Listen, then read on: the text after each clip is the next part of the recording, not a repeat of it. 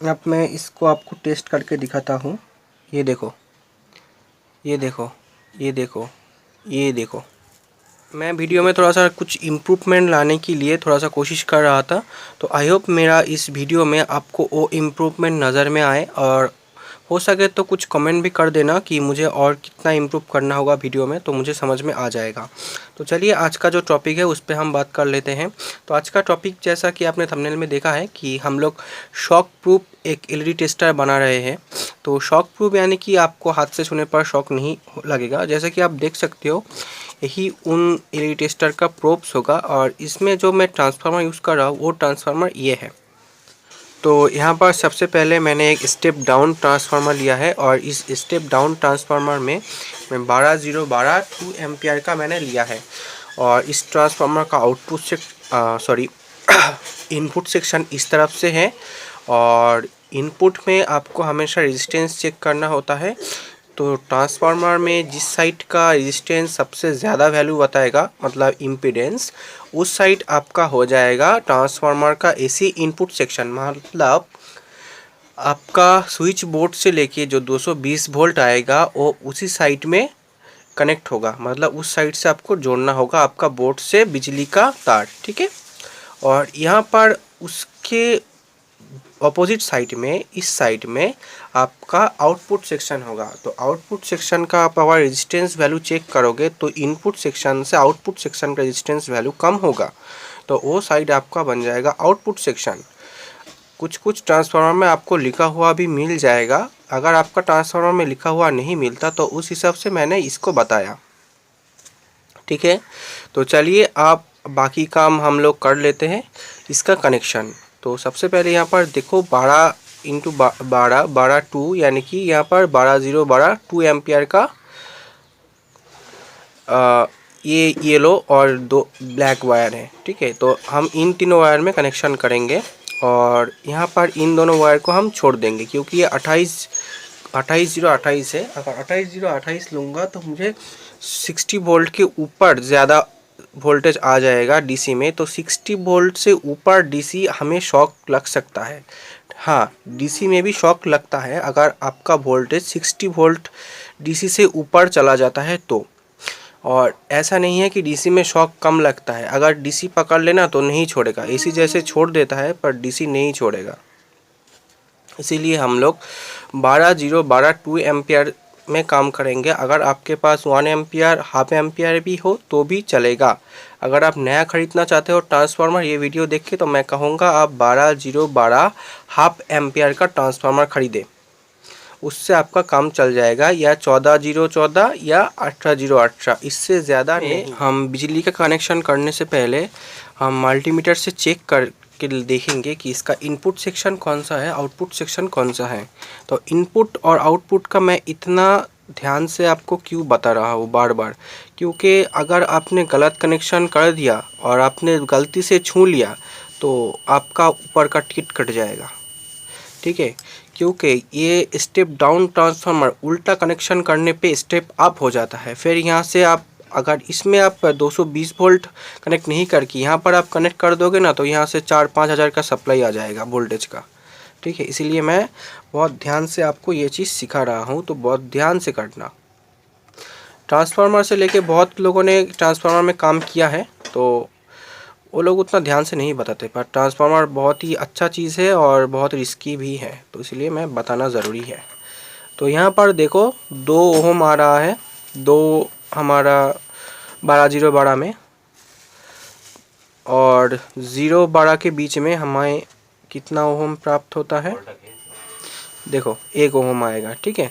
इस तरह से आउटपुट सेक्शन का ओम और रेजिस्टेंस कम होगा as compare to input section का रेजिस्टेंस। तो यहाँ पर देखो 32 ओम आ रहा है, जबकि यहाँ पर 2 ओम आएगा। तो आज मैं आपको डायोड में सेतु बंधन करना सिखाऊंगा।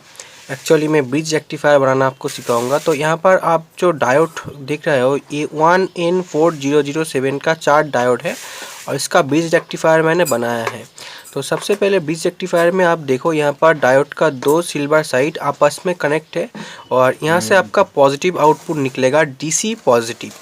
और यहाँ पर आपका दो जो ब्लैक साइड देख रहे हो डायोड का, यहाँ पर डीसी नेगेटिव आउटपुट होगा और यहाँ पर आपको एसी का एक वायर जुड़ जाएगा और यहाँ पर आपको एसी का दूसरा वायर, एसी यानी कि नॉट एयर कंडीशन, एसी मतलब ऑल्टरनेटिव करंट, यानी कि आपका घर का जो बिजली है वो। आप ध्यान से देख लो मैंने कैपेसिटर का कनेक्शन किस तरह से ब्रिज रेक्टिफायर डायोड के साथ किया है। मैं जितना हो सके क्लोज में लाता हूँ ताकि आपको बहुत ही अच्छे से दिख जाए। तो यहाँ पर देख सकते हो कैपेसिटर का जो ये वाला जो लेग है ये पॉजिटिव लेग है। तो हमारा जो पॉजिटिव लेग है यहाँ पर ये हमारा जो डायोड का जो सिल्वर साइड है वहाँ से कनेक्ट है।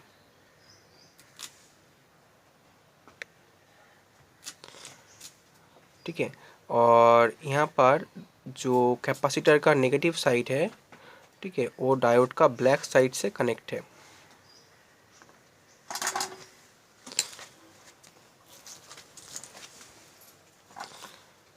ठीक है,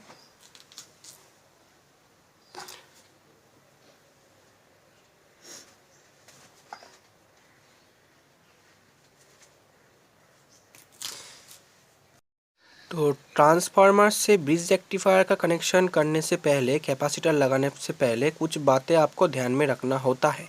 वो बातें, वो विशेष बातें मैं आपको अब बता रहा हूँ।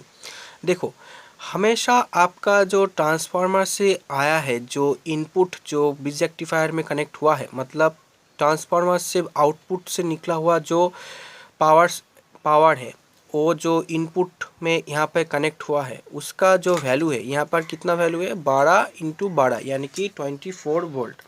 तो ये 24 वोल्ट आपका 1.44% बढ़ जाता है अगर आप डीसी में कन्वर्ट करोगे तो ये हो जाता है लगभग 35 वोल्ट का। तो यहाँ पर हमें कैपेसिटर लगाना होगा कम से कम 50 वोल्ट का। उससे ऊपर का वोल्टेज का कैपेसिटर आप लगा सकते हो, कोई प्रॉब्लम नहीं आएगा, पर नीचे में लगाओगे तो कैपेसिटर फट सकता है। और यहाँ पर लिखा गया है यूएफ। तो यूएफ वो चीज़ है कि ये इस पावर को, डीसी पावर को कितना फिल्टर कर सकेगा, उसका वैल्यू है ये पीएफ, सॉरी यूएफ मतलब माइक्रोफैरड। तो अगर आप चाहो तो यहाँ पर 100 वोल्ट का कैपेसिटर भी लगा सकते हो। और अब आते हैं ट्रांसफार्मर के कनेक्शन में। तो यहाँ पर दो येलो वायर मैंने लिया है, ब्लैक वायर को मैंने छोड़ दिया है क्योंकि मुझे 0-12 नहीं, मुझे 12 × 12 यानी कि 24 वोल्ट चाहिए एक साथ। यानी कि आउटपुट में कम से कम वो 1.44% ज़्यादा हो जाएगा, 35 वोल्ट के आसपास चला जाएगा।